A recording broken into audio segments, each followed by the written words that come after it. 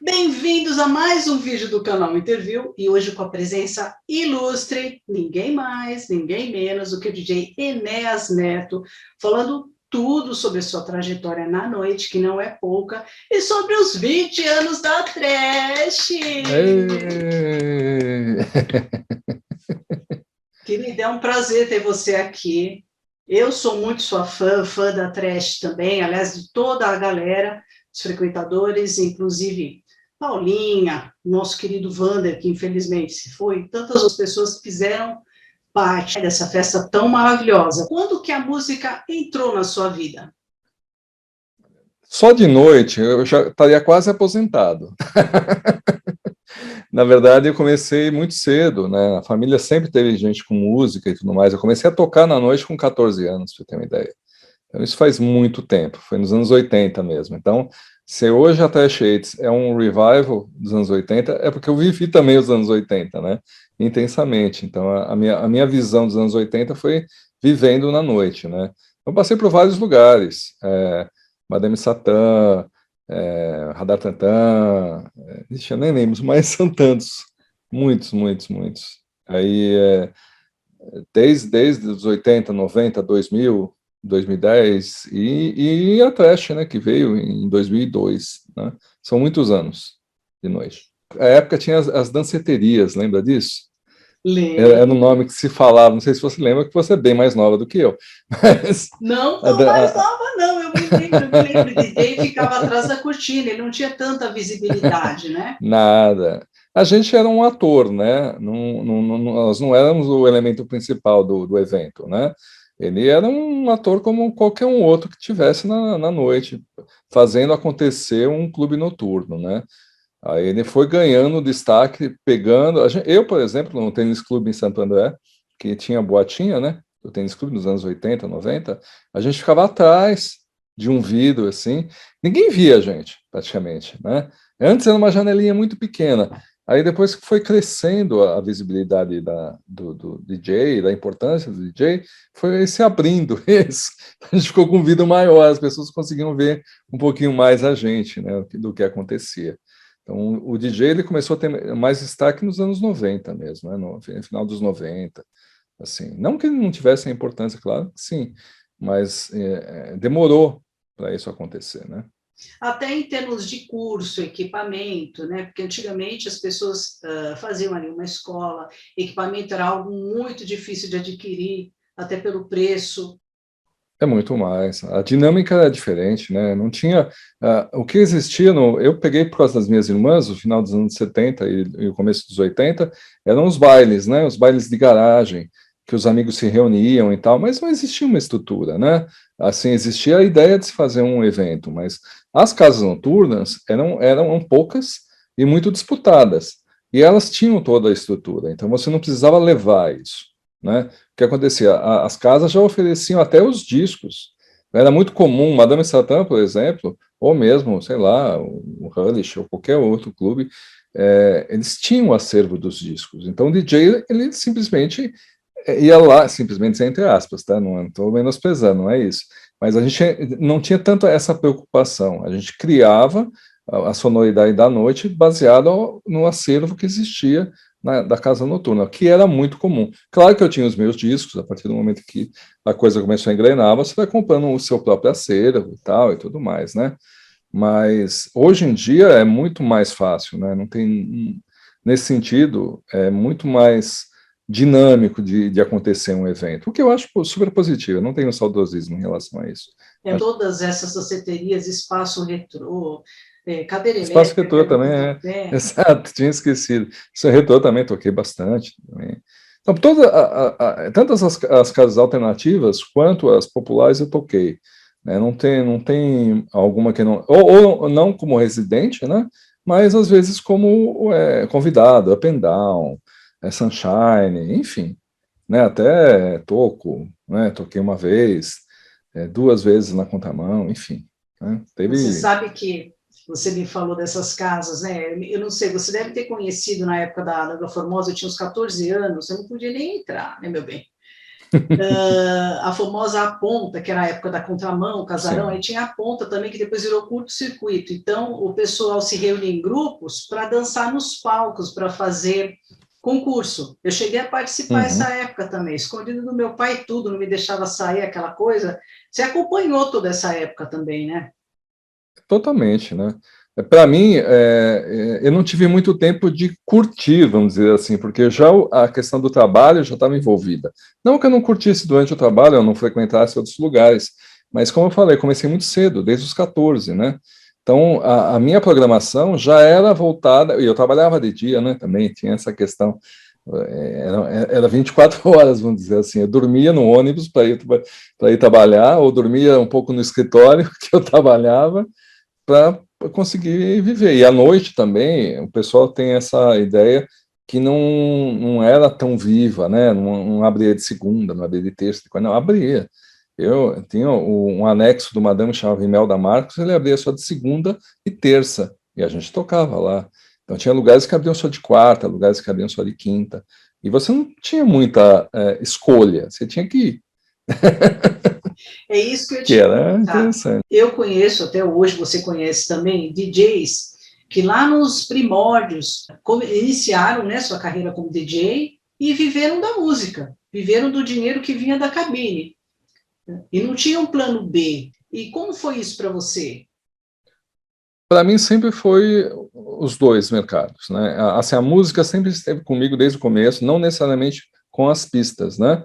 Eu fui produtor de discos, tive gravadora e tudo se formou um negócio. Mas independente disso, sempre existiu um outro trabalho em paralelo, né? Vamos dizer assim, em alguns momentos eu abandonei, só que eram carreiras já consolidadas também. Eu trabalhei, por exemplo, em jornais e revistas, porque eu trabalhei na Bis, não sei se você lembra da revista, fui Lembro, colunista da lembro. Bis, escrevi bastante na Bis, escrevi na Som 3, na Audio News. Como jornalista eu atuei bastante nessa área, depois eu migrei para os primórdios da internet, né? Então, eu tinha um site de música eletrônica chamado Fiber Online, isso foi no comecinho no finalzinho dos anos 90, começo dos anos 2000, e Eu me porque eu lembro. trabalhava no UOL.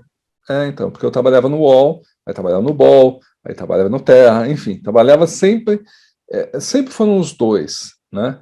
Só que em alguns momentos da vida eu tinha a oportunidade de parar, né? Quando eu tinha gravadora, por exemplo, de 89 a 96, basicamente eu vivi só da estrutura de música. Tudo que ela poderia me oferecer. À noite, a discotecagem, a produção musical, a venda de discos e tudo mais. O que me fez voltar foram a instabilidade do país, né? A gente vive isso há muitos anos, né? Então, a questão econômica ela pesava demais.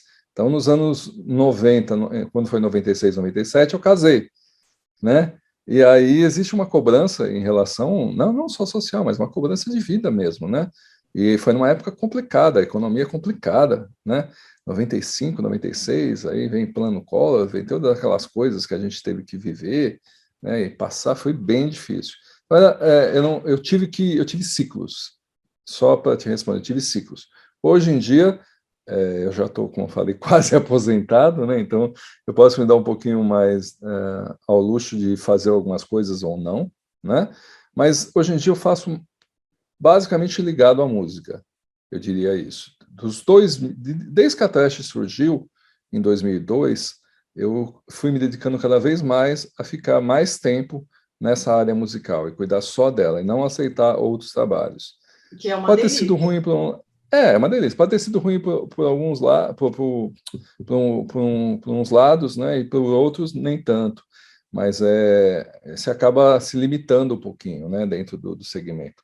E minha cabeça sempre foi muito dinâmica, né? Pensar em projetos, em várias plataformas. Isso antes da internet, né?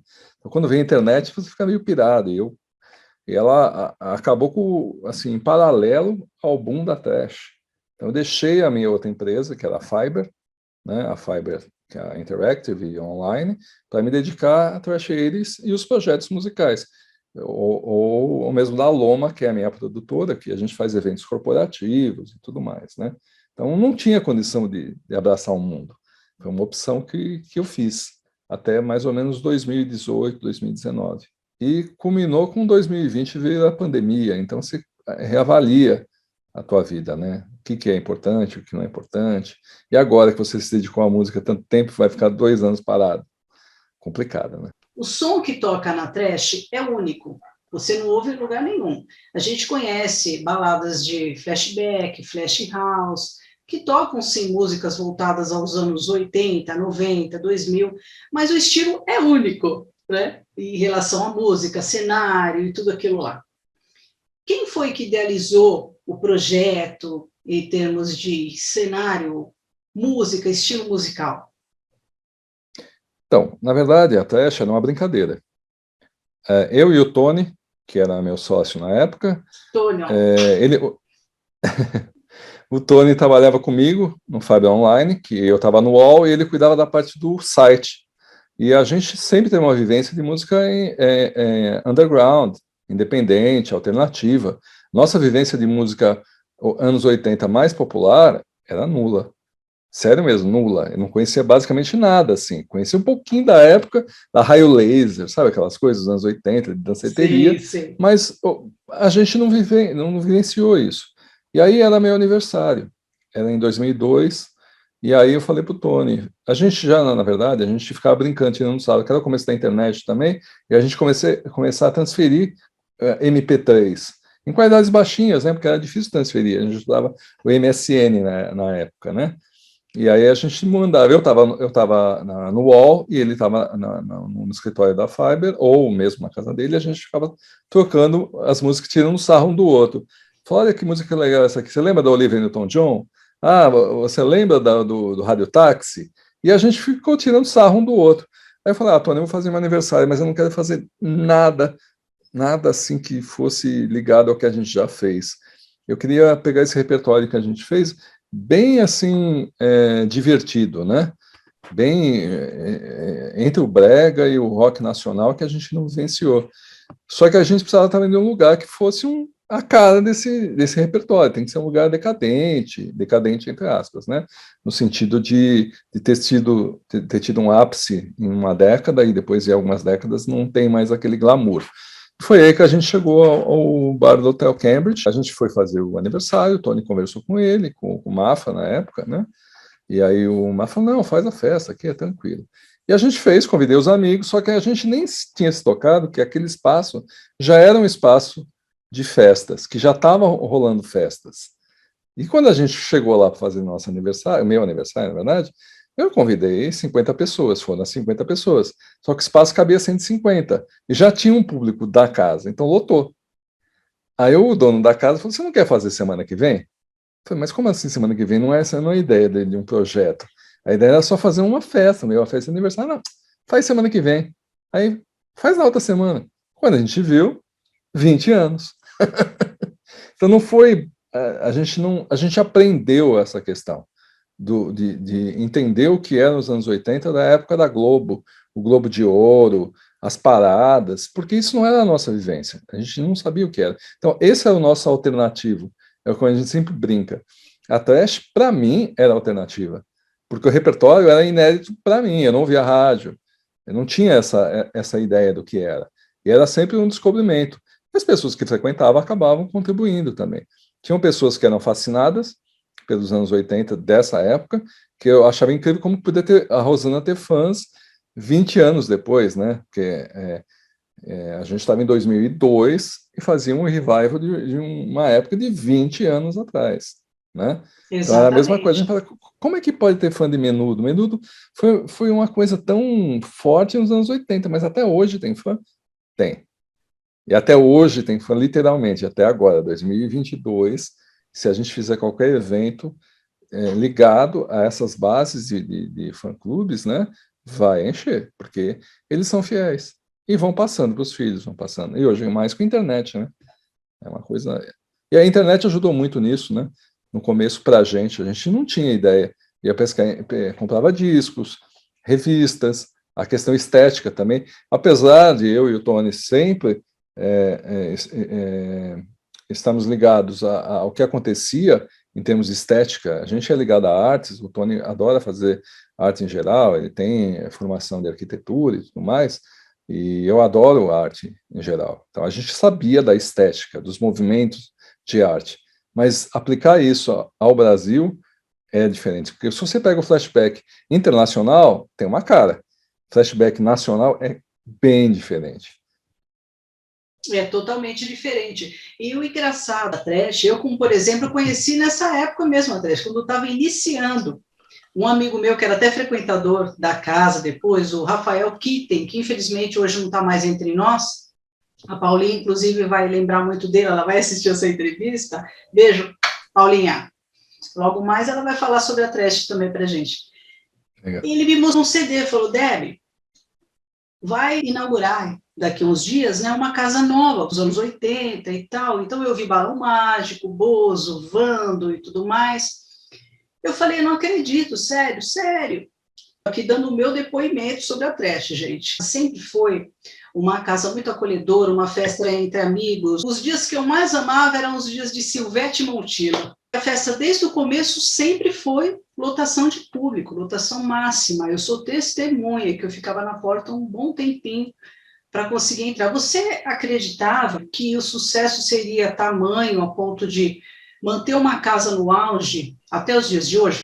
Na verdade, é muito estranho, porque foi um projeto muito novo para mim. E eu tenho uma vivência muito grande de noite, de casas, de festas, de produção e tudo mais. Até achando um aprendizado, você não sabia o que ia acontecer.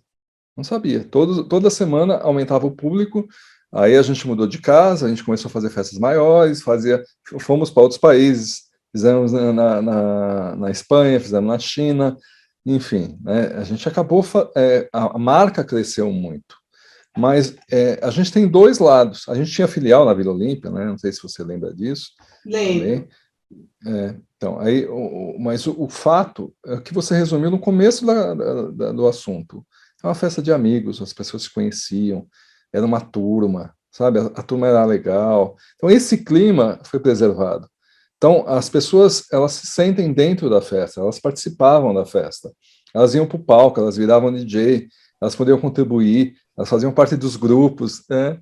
Elas podiam contribuir em grupos, né, do Orkut na época, ou mesmo no Fotolog, aquelas coisas todas que tinham, elas se sentiam vivas. Até hoje é assim. Apesar da diversidade de rede social que a gente tem, é muito maior do que há 15, 20 anos, mesmo assim, isso ainda move as pessoas. Elas sabem que lá é um lugar meio que sagrado, sabe? Eu quero me divertir, vai ser lá. Eu não vou te dizer que hoje em dia é a mesma coisa que 2005, 2000, mas são 20 anos. Então são muitas gerações. Tem pessoas que você frequentou mais um tempo, depois você para de frequentar. É natural. Por isso que as casas acabam fechando, porque Sim. ela acaba não acompanhando essa mudança. E a Trash, ela não fez a mudança de repertório. Ela acrescentou coisas assim, 90, tal, uma ou outra, dentro do contexto da diversão da Trash. Mas ela não se moldou. O que ela fez foi acompanhar o público, ver o que o público queria e fazer com que esse público se identificasse. A gente sabe que ele vai reduzir o número de noites a frequentar a trash. É normal. A pessoa casou, tem filhos, separou, casou de novo, viajou e tal, tudo mais. Só que aí o que Mudou. acontece? A cultura dos anos 80, ela prevalece na mídia, né? Então você vê que o boom da Netflix em relação a Stranger Things, por exemplo, né, ou de outras séries de anos 80, você vê que uma geração nova olha para os anos 80 com carinho. E quando chega na trash, parece uma festa de aniversário.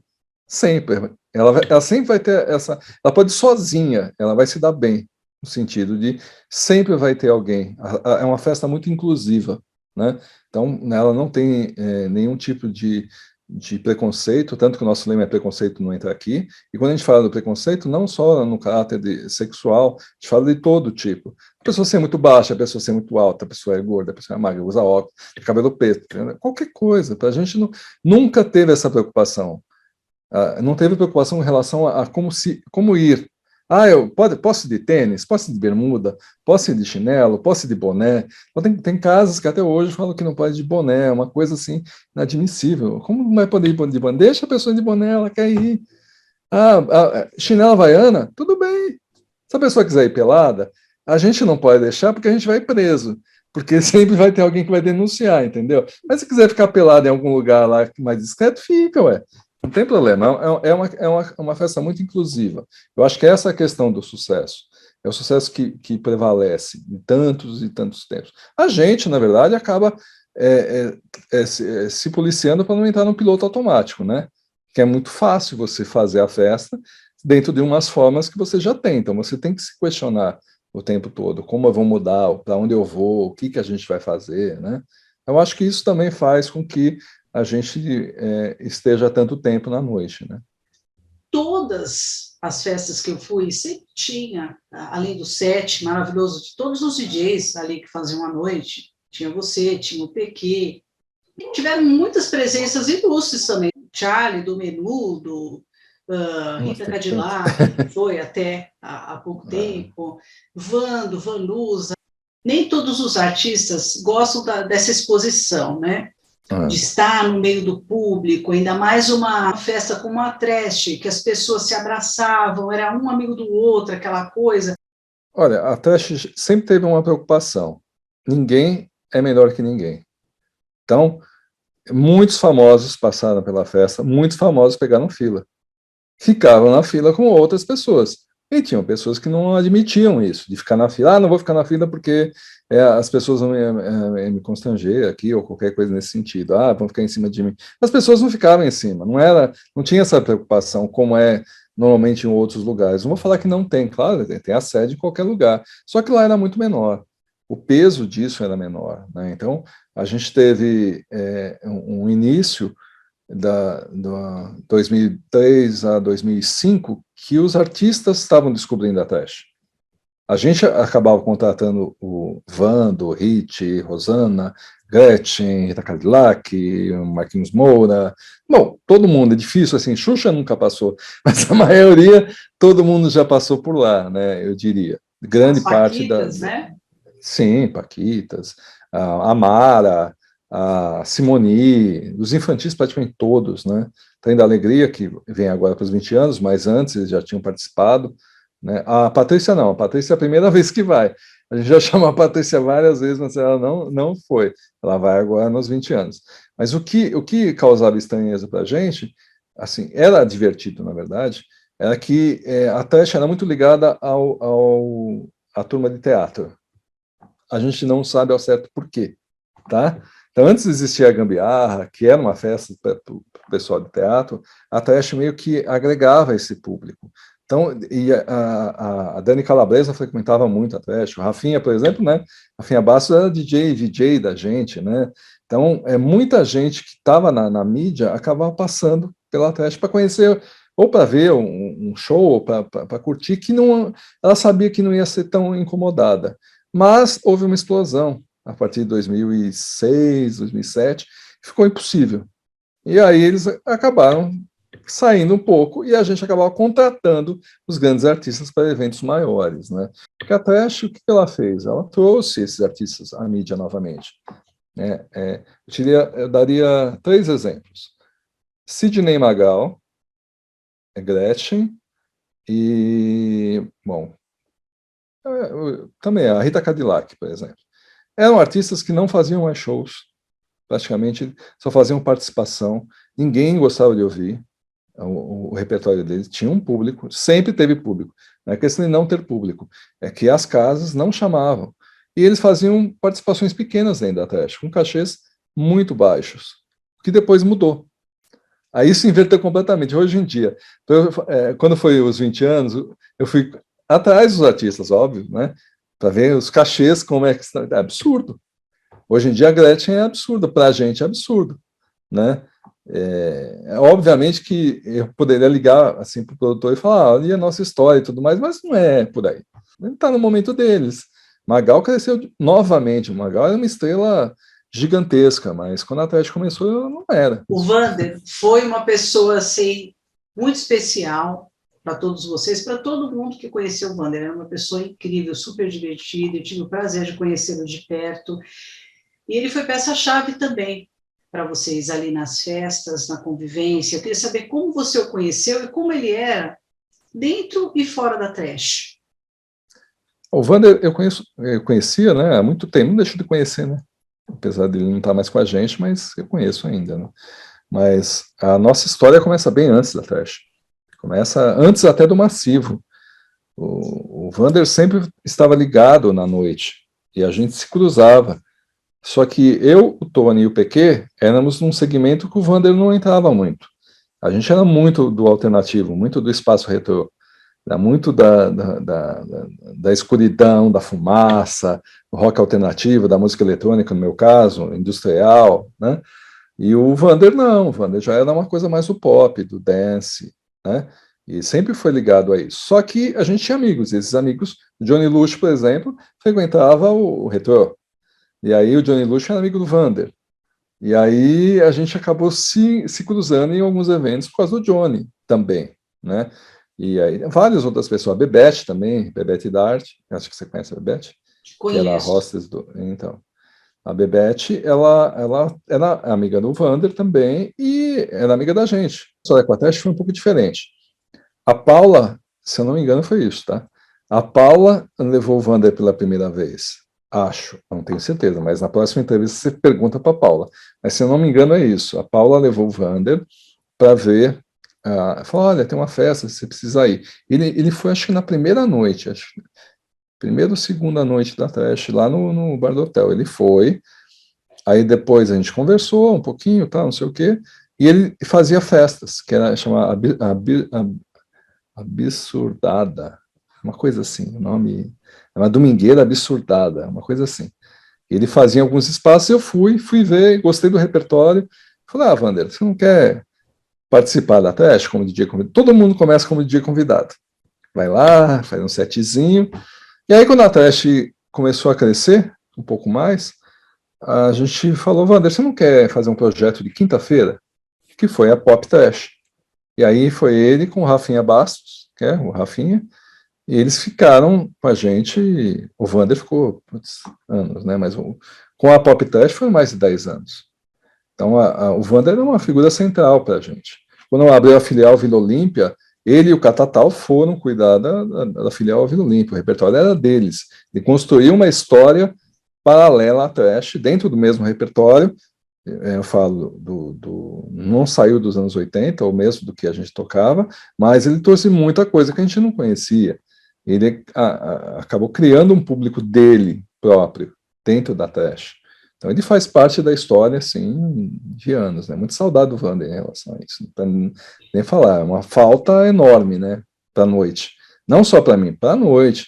Quem conhece o Vander sabe, né? O Vander é uma pessoa carismática, é uma pessoa que, quando gosta, gosta mesmo, é fã, frequenta. Fernando Abreu, por exemplo, ele deve ter ido a, sei lá, 200 shows da Fernanda Abreu, ele é muito fã. Ou da Nani People, por exemplo, ele também fez essa ponte com a Nani e a gente, eles eram muito ligados, enfim. O Wander é uma pessoa única, não vai ter outro Wander. Eu me lembro daqueles bichinhos de borracha, eu ganhei Sim. muitos, Bob Esponja, o Patrick. Eu conheci o Wander, gente, no Área 51. Eu fui tocar lá a convite da Paula e acabei conversando com ele, com o Mauro, né? O Mauro Era Santa Borges, Cecília, não era? Santa Cecília. No Então, dia que foi o aí que eu Mauro também conheci. tocou. Foi aí que eu conheci, eu acho. Foi em 2003, 2004? Não sei, 2, não lembro. 2003, eu tocava no Área Então, 51 e eu conheci o exato. Wander. O Anderson tocava lá também, a Paula também organizava, e eu conheci o Wander. Aí Aham, o Mauro me chamou para tocar na Disco Fever também. Ele viu o dia que eu toquei e me aham. convidou. E dali para frente, acho que umas semanas depois, eu fiquei sabendo da Trash através do Rafa Kitten, comecei a visitar, adorei. Sempre que dava, eu estava no meio da bagunça. Era muito bom. Gente, para você que quer se divertir, vocês não têm noção sabe, do público. Eu sempre fui muito bem tratada, é maravilhoso. Se você tivesse que mudar algo hoje, Inês, na estrutura, no estilo, fazer alguma mudança que você acha no momento viável para trash, se você fosse mudar algo, o que você mudaria? Olha, eu mudei tanto. nesses anos todos a gente tentou não se repetir tanto, apesar de ser uma fórmula, como eu falei, existe uma fórmula da Trash Readers, que ela acaba sendo copiada por outros eventos. Só que existe uma coisa que a gente não copia, que é o público. Né? O público frequente e aquela energia vai ser única. O que a gente tenta, o que eu mudaria hoje, talvez, é uma coisa que eu nunca fiz, na verdade.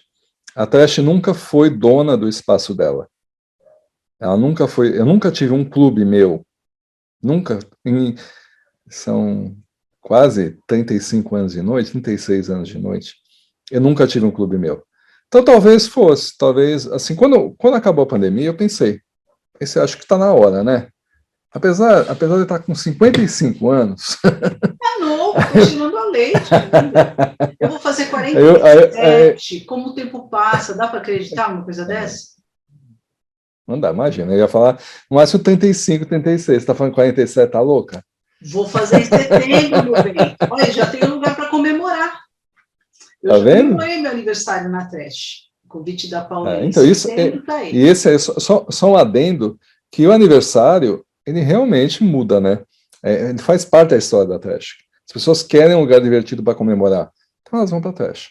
Agora, voltando aí à tua pergunta, eu acho que sim, eu pensei muito, ainda não realizei, não sei se eu vou fazer, poderia ser até um bar, já pensei nessa questão, mas eu não sei se eu faria, mas dentro dos projetos, se você perguntou se eu mudaria alguma coisa, talvez sim, eu teria um pouquinho mais de liberdade para fazer, teria uma questão de programação hoje em dia mais complicada, eu trabalho numa casa, a casa tem vários eventos, o Caravaggio, por exemplo, basicamente, quando a gente ficou no Caravaggio 15, 16 anos, a gente já tinha todos os sábados, todas as sextas, enfim, e a gente foi mudando, né? Tinha vezes que tinha mais no sábado, mais na sexta, mas a não ter uma programação, aliás, não ter um lugar seu, às vezes esbarra um pouquinho, tem vantagens, né?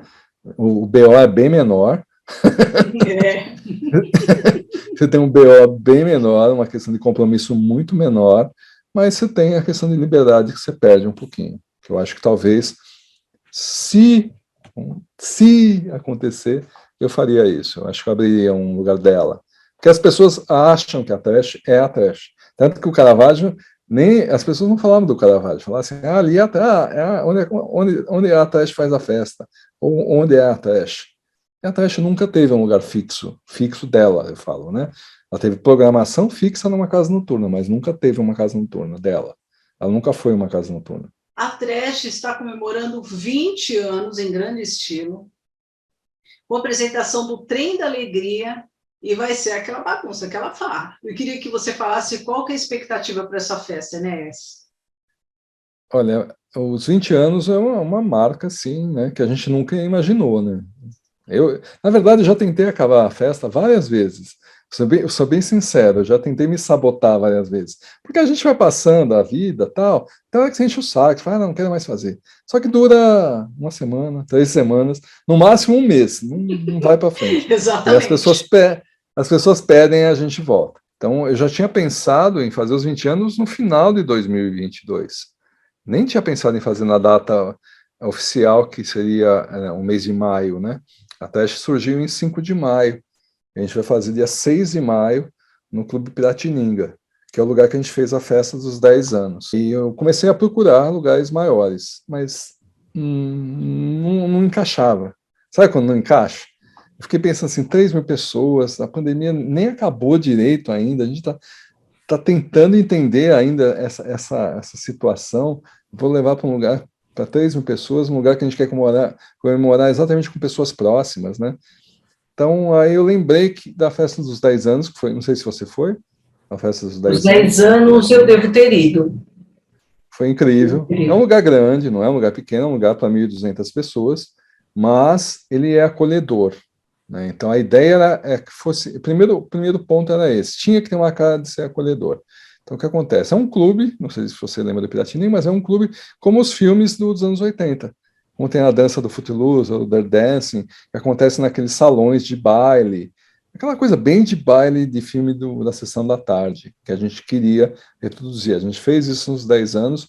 Eu não gosto de repetir fórmula, Mas quando eu voltei ali, naquele lugar, eu falei, gente, tem que ser aqui, a gente tem que contar novamente a história 10 anos depois do que se passou, a gente tem que se rever aqui.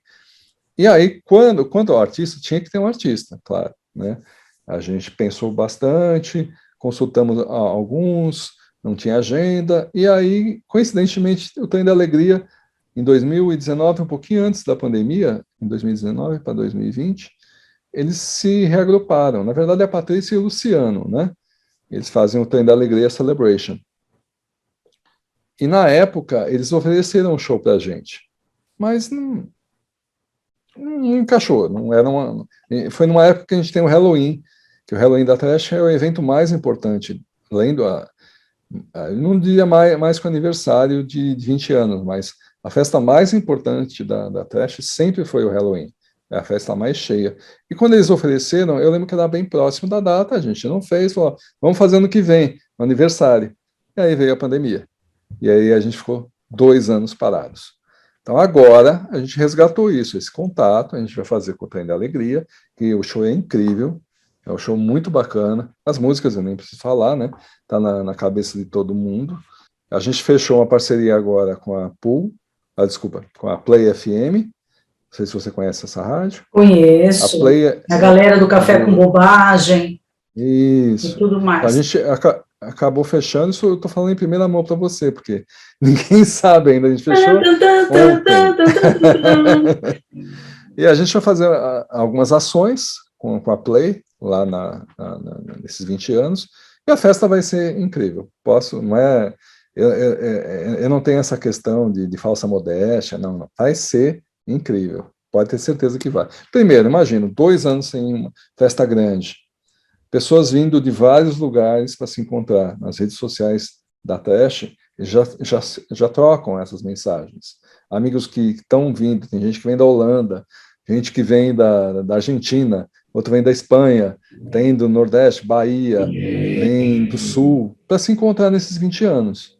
Então, eu acho que vai ser uma marca. Fiquem ligados. Então, aí depois você coloca os créditos aí, se você quiser, dá uma dicasinha para a gente, dá uma menção, e eu acho que vai ser uma festa memorável, eu espero que seja. Para mim vai ser, né? 20 anos, né, gente? Hoje, você se considera uma pessoa realizada, Inês? Olhando para trás, bastante. Tudo aquilo que você fez? Bastante. Levou um tempo para eu entender que eu estava realizado. Levou um bom tempo para perceber isso, que a felicidade era muito mais simples do que a gente imaginava, né? Para mim, principalmente. E tem uma questão, eu tô tentando encontrar um balanço entre a noite e o dia, então estou muito ligado à natureza, isso já faz um bom tempo. Há uns 6 anos eu comprei um sítio em São Francisco Xavier, então eu consigo fazer o que não conseguia antes, que é esse balanço. Você ter um foco na noite, no evento, no fervo e tudo mais, mas você dá o clique e se desliga completamente durante uma semana por mês, uma semana inteira eu passo lá. A pandemia eu passei muito mais, claro, né? Mas agora com o trabalho voltando, eu tiro uma semana por mês para ficar lá. E isso, para mim, complementa essa questão de realização e felicidade, né? A realização não é só a questão financeira, a gente sabe disso, né? Obviamente que dinheiro é importante para todo mundo, senão a gente não existe. Mas eu acho que hoje em dia a gente tem que buscar esse equilíbrio, e é isso que eu acho que eu estou conseguindo. Eu te agradeço demais, eu amei falar com você, desejo todo o sucesso do mundo para ti. Obrigado, eu que agradeço.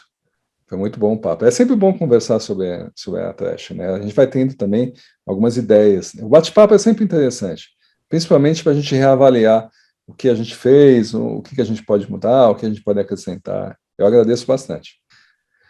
trash80s.com.br é o site, trash80s.com.br. E aí tem o desdobramento para as redes sociais. A gente está no Instagram, no Facebook e no Twitter. É sempre @festa-80s.com.br.